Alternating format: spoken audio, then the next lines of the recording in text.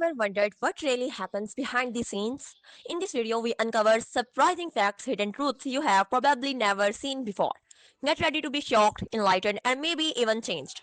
Voltron Defender of the Universe wasn't born a legend. It was a mistake that changed television forever. A mislabeled VHS crossed the ocean and ignited a robot revolution no one saw coming. But beneath the roars and the robot lions, it was fate disguised as a mix-up. The twin birth of a legend, two worlds fused into one unstoppable myth, a rallying cry that shook Saturday mornings, crowning a new generation's hero, and a toy empire reborn, louder, brighter, and roaring back to life. These are 10 weird facts about Voltron Defender of the Universe. And hidden in the circuits and the stars, it was Tapegate, the blunder that forged a legend. Number 1. Every great legend begins with chaos, and Voltron started with the wrong VHS tape. In 1984, executives at World Events Productions in St. Louis were searching for Japanese anime to adapt for American television. They contacted Toei Animation and specifically requested Mirai Robo Daltonius, a series about a giant robot with a lion's chestplate. The lion motif they thought would make the perfect hook for kids. Contracts were signed, tapes were shipped from Tokyo, and somewhere in the process, someone grabbed the wrong box. What arrived wasn't Daltonius. It was Beast King Go Lion, a darker, more violent show about 5 space pilots who controlled mechanical lions that formed one towering defender. It was brutal, tragic, and soaked in Japanese pathos. The kind of story where entire planets died and heroes fell screaming into fire. But the Americans were mesmerized. The visuals were stunning. The lions roared. The animation had energy their audience had never seen. By the time Toei realized the error, World Events had already decided this was the future, so they ran with it. Editors chopped out the death scenes, rewrote dialogue, softened the tone, and turned a story of war and loss into one of courage and teamwork. The Defender of the Universe was born, a robot made not of steel, but of serendipity. That single shipping blunder sparked a cultural fusion that would define a generation. Without that mislabeled tape, there might never have been Voltron toys, catchphrases, or Saturday mornings filled with lightning and heroism. In a world of perfect planning, Voltron should never have existed, but destiny, it seems, pressed play on the wrong tape, and the rest is history. Number 2. Voltron wasn't born from a single idea. It was stitched together from 2 worlds, 2 shows, and one daring act of creative chaos. After the surprise success of the first Lion Force episodes, World Events Productions wanted more. But there was a problem. They had already used every episode of Beast King Go Lion that Toei Animation had made. The story was finished, the footage exhausted, and the lions had nowhere left to run. So instead of stopping, the Americans did something unprecedented. They built a new Voltron from an entirely different anime. Toei's Armored Fleet Dayrugger 15 featured 15 vehicles that merged into one colossal robot, piloted by 3 color-coded teams of land, sea, and air explorers. It was more technical, more militaristic, and far less mystical than the Lion version. But World Events didn't care. With scissors, tape, and sheer audacity, they rebranded Dayrugger 15 as Vehicle Voltron, a second incarnation that would share the same universe and the same heroic spirit. The result was wild. A franchise with 2 completely different Voltrons running side by side, confusing kids but doubling the legend. The original Go Lion series, with its noble lions and fantasy tone, became Voltron Defender of the Universe. The newer Dayrugger episodes were folded in as a second Voltron from another galaxy. In Japan, fans saw tragedy and moral conflict. In America, kids saw lasers, teamwork, and the promise that no matter how big the monster, 5 or 15 heroes could rise to fight it. That dual identity became Voltron's secret weapon. One robot made of lions, one made of machines, both forged by accident, united by imagination. And together, they didn't just form Voltron, they defined it. Number 3. When Voltron Defender of the Universe premiered on September 10th, 1984, it didn't just arrive, it exploded. Overnight, 5 roaring lions conquered American TV screens, turning weekday afternoons into battlegrounds of light, steel, and teamwork. Kids who'd grown up with G.I. Joe and He-Man suddenly saw something different. Anime's cinematic drama, sharper stakes, and emotional weight, all reimagined through Saturday morning charm. For many viewers, Voltron was their first glimpse of Japanese mecha storytelling. Bold designs, tragic heroes, and battles that felt almost mythic. It wasn't just another cartoon, it was an awakening. Ratings soared, fan clubs formed, and toy aisles became war zones of plastic lions. By the end of the decade, Voltron had done the impossible. It made foreign animation feel like home, and in the process, redefined what American kids' television could be. Number 4. When voice actor Neil Ross stepped into the booth to record for Voltron, he didn't think much of the small, bespectacled pilot in the Green Lion. Several takes later, the producers still weren't happy. Every normal boy voice sounded wrong. So, as a joke, Ross tried something absurd. A high, squeaky nasal voice that made the whole room burst into laughter. To his surprise, they loved it. That's it, they said. That's Pidge. The voice stuck. Nervous, brilliant, and instantly recognizable. Ross's playful improvisation turned what could have been a forgettable side character into one of Voltron's most beloved heroes. Kids mimicked it on playgrounds. Parents remembered it decades later. It became a symbol of the show's charm, proof that in a universe of cosmic battles and robot lions, even a single silly voice could become a legend. She reminds me of my kid sister back with the space explorers on planet Terra. I'm all for that. They're the ones I saw before. I'm so happy I don't know whether to laugh or... Cool it, you guys. We gotta stick to the original plan. Number 5. In the fall of 1984, television became a battlefield of metal and myth. On one side stood Transformers, Hasbro's army of shape-shifting machines. On the other roared Voltron Defender of the Universe, a scrappy import born from a mislabeled VHS tape and pure creative chaos. Both hit screens within months, and suddenly kids were divided. 5 lions or a fleet of robots. But behind the rivalry was one unifying force, Peter Cullen, the same legendary voice that commanded Autobots roll out. Autobots, transform and roll out! Also narrated Voltron's epic intro and gave life to both Karan and King Alfor. One man, 2 galaxies, and the sound that defined a generation. Yet where Transformers glorified individuality, proud warriors, rival factions, endless battles, Voltron stood for unity. 5 pilots, 1 mind, 1 machine. No egos, no hierarchy, just teamwork forged in lightning. Transformers told kids to stand stand strong alone. Voltron taught them to rise together. Both shared Japanese roots, American ambition, and toy aisles that became battlegrounds. But Voltron felt older, mythic, a story about faith and friendship disguised as science fiction. When the lions locked into place, it wasn't just metal meeting metal, it was trust made visible. Decades later, both legends endure. Transformers as a Hollywood titan, Voltron as a timeless call to unite. They were born from the same circuitry but powered by different hearts, one mechanical, one human. And between them, Peter Cullen's voice still echoes, carrying a single message through time. Heroes don't just roll out, sometimes they form up. Number 6. Every episode of Voltron followed the same ritual. A monster attacks, the lions launch, and victory flashes and lightning. But that rhythm wasn't lazy, it was deliberate. In the 1980s, syndicated cartoons needed hundreds of self-contained episodes to air daily without confusing new viewers. So Voltron became a ritual of reassurance, chaos followed by triumph, every single afternoon. The Robeasts may have changed shapes, dragons, cyborgs, titans of fire, but their defeat always ended the same way, unity conquering destruction. To kids, it wasn't repetition, it was prophecy. Every time the theme thundered and the lions merged, it reaffirmed what the show stood for, that teamwork, courage, and friendship could rebuild even a broken universe. What adults saw as formula, children saw as faith, and that's why Voltron still roars. Number 7. Long before streaming or reboots, Voltron lived in toy boxes, not as pixels, but as metal. When the show premiered in 1984, toy aisles became battlefields. Every kid wanted all 5 die-cast lions that could snap together into the towering defender of the universe. Built from solid zinc alloy by Japan's Popey and Matchbox in the US, they were heavy enough to bruise a knee, and legendary enough to sell out in days. Parents hunted from store to store, scalpers thrived, and children guarded their lions like treasure. Each set was both puzzle and prophecy. The joy wasn't just owning a lion, it was completing the whole. That moment when the black lion's head locked into place and Voltron's sword raised above it all, that was power you could hold. But the legend didn't end with the 80s. Decades later, nostalgia reignited the empire. Companies like Toynami, Playmates, and Bandai resurrected the lions with modern engineering, die-cast joints, glowing eyes, and magnetic limbs designed for collectors who once played on bedroom floors. Prices soared into the hundreds, sometimes thousands, as adults chased the same thrill their younger selves once felt. The toys that once fueled playground rivalries became artifacts, relics of imagination forged in metal and memory. In every reissue, every gleaming lion head, Voltron still roars, not from the screen, but from the hands that never stopped believing they could form the legend themselves. Number 8. In the mid-1980s, Australian fans didn't just watch Voltron, they rented it like a blockbuster. Local distributors, eager to cash in on the show's popularity, stitched together the first 4 episodes of the Lion Force saga into one seamless 77-minute feature. They trimmed every intro, outro, and commercial break, leaving behind a single title card and a non-stop flow of action. For a generation of Aussie kids, that VHS was Voltron, a fast, unbroken odyssey of lightning, lions, and loyalty. But as formats evolved, that version vanished. It never made it to DVD, Blu-ray, or streaming. Today, only a few fading tapes survive, traded among collectors and screened at fan conventions like sacred relics. It's a piece of lost 80s history, proof that even in a world of cosmic heroes, sometimes the rarest treasure is the one that never made it past the rewind button. Number 9. For decades, Hollywood tried to summon Voltron to life, and every attempt collapsed under its own weight. In 2007, a leaked live-action script by Justin Marks promised a darker future, 5 lions defending a ruined Earth against alien invaders. Concept art spread online, gleaming mechanical beasts rising from the dust, and fans went wild. Studios circled, toy deals were drafted. For a moment, it felt real. But Voltron's biggest enemy wasn't the Drool Empire, it was copyright. The rights to the franchise were scattered across continents, Japan's Toei Animation, America's World Events Productions, and multiple toy companies all holding different pieces of the puzzle. No studio could unite them, and after years of legal tug-of-war, the project was buried before cameras ever rolled. Yet legends don't die easily. In 2016, DreamWorks and Studio Mir, the powerhouse behind The Legend of Korra, resurrected the lions for Voltron, legendary defender on Netflix. The reboot blended anime artistry with modern storytelling, deepening its characters, raising its emotional stakes, and introducing Voltron to a whole new generation. The live-action movie may still be trapped in development limbo, but the spirit of Voltron keeps finding new ways to rise. From VHS tapes to streaming screens, from lawsuits to fan art, the lions never stopped roaring. Because some heroes aren't built by studios, they're kept alive by believers waiting for the day the legend finally takes shape. Number 10. When Voltron first roared to life in 1984, it didn't just fuse 5 lions, it fused an idea. Every gleaming sword swing, every moment of unity hammered home one truth. Alone you might fall, but together you become unstoppable. To millions of kids watching after school, that wasn't just a message, it was a code to live by. The show's legacy stretched far beyond Saturday mornings. Its DNA can be traced through Power Rangers, Pacific Rim, Transformers, and every modern team of heroes who rise by combining strength and trust. It bridged cultures, blending Japanese artistry with Western storytelling to create a new language of unity. Decades later, those same kids grew up. Some became animators, others engineers, all carrying that spark. Voltron didn't just defend the universe, it built one, inside the imagination of every child who learned that 5 hearts could beat louder than one. Bonus fact: before the world knew the name Voltron, the mighty robot had a dozen aliases waiting in the wings. Early licensing talks suggested calling it Go Lion or Rugger 15, lifted straight from the Japanese originals. But World Events Productions wanted something stronger, something that sounded both cosmic and commanding. They fused Volt, the spark of power, with Tron, the suffix of technology, birthing Voltron. It wasn't just a name, it was a brand built for the future. Short, electric, immortal. That single word transformed a pair of obscure anime series into a global identity. And when those 5 lions roared for the first time, Voltron didn't just defend the universe, it defined it. For 40 years, Voltron has refused to fade. Born from a mix-up, built from borrowed dreams, it roared into existence. 5 lions, 1 legend, and a universe that suddenly felt bigger. It wasn't just a cartoon, it was a calling. For every kid who believed teamwork could move mountains, for every dreamer who thought courage could fit inside a cockpit, Voltron was proof that unity could create something unstoppable. Even when its stories splintered and its pilots vanished, the bond remained. Stronger than nostalgia, louder than time. Because Voltron was never just about lions or lasers, or battles among the stars. It was about us, the ones who believe that when we come together, we become more than the sum of our parts. If this legend still lives in you, drop a comment. Tell us what timeless world we should combine forces with next. Because as long as there are hearts willing to unite, as long as there are voices that still call out to the stars, the lions will rise. rise again, and Voltron will answer.